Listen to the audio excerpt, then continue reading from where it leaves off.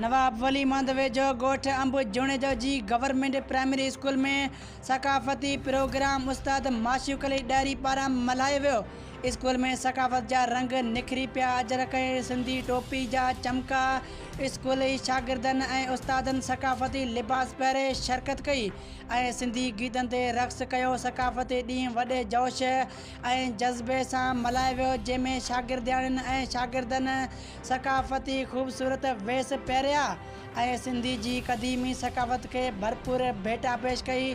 School जे उस्ताद Mashooq Ali ॾारी, union council ठट जे chairman वॾेरो Mohammad Qasim जूणेजो, ग़ुलाम नबी जूणेजो, अली शेर कलोड़ो, Shahnawaz कलोड़ो media सां ॻाल्हाईंदे चयो त असांखे सिंध जी तारीख़, तहज़ीब ऐं रवायत ते फ़ख़ुरु आहे।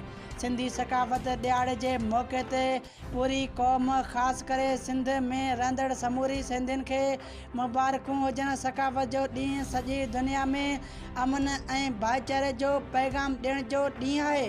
वधीक चयो त अॼु सभिनी खे अहद करणु घुरिजे त सिंध जी तरक़ी लाइ पंहिंजूं भरपूर सलाहियतूं इस्तेमालु कंदा ऐं सकाफ़ती ॾियारा मल्हाइणु घुरिजनि। सदा ख़ुशियूं खोड़ हुजनि सोणी सिंध में।